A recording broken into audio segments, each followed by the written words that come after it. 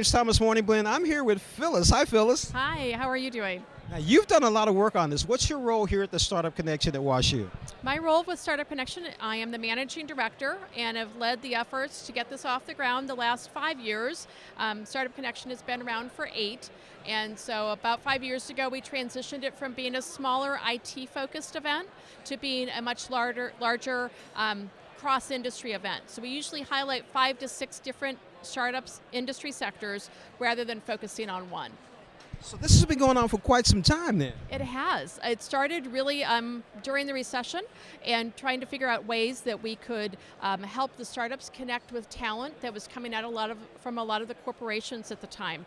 And since then we've evolved that a little bit. The economy's turned around and the startups needed a different kind of exposure. So we're really trying to bring a whole range of potential customers, the community, corporate partners, and investors to see what's going to be hot in St. Louis for the next year or two in our startup community. So what do you think about the startup community here in St. Louis compared to Kansas City?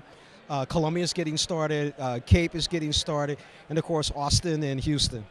Wow, it's hard to compare against somebody like Austin that really has had a lot of momentum. St. Louis and Kansas City both have very vibrant startup communities, but they've focused and developed in very different ways.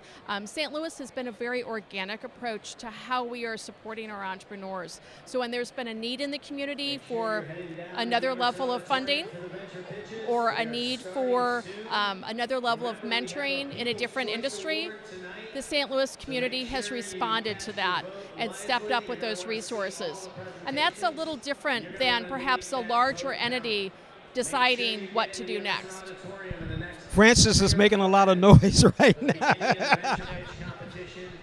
So where do you see the future of the startup community in St. Louis?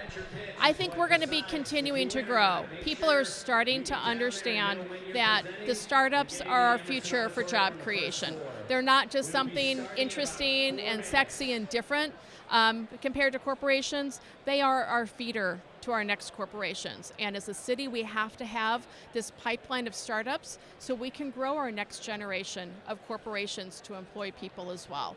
You know, Cortex is a small community, and then there's High 44, and then there's OPO in St. Charles.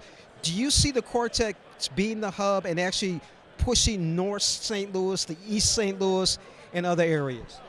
So I do work for Cortex as well in my day job.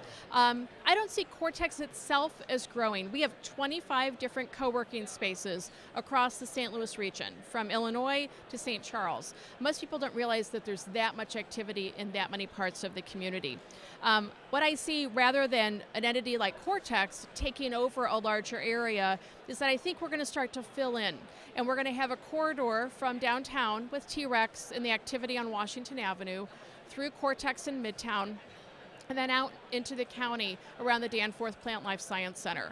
And so when you start to see that continuum build out and you start to fill in the spaces in between, it's not so much about a perception of there being competing areas, so much as it is about nurturing all of those communities, because they each have a different character and a different flavor, and so people can really find a community that fits best for them. And if we can nurture that as a community, then we're going to be that much more successful in attracting and keeping startups here. I just fell in love with Phyllis behind what she just said. James Thomas, Phyllis, thank you so much for Morning Blend. Thank you so much. Appreciate it.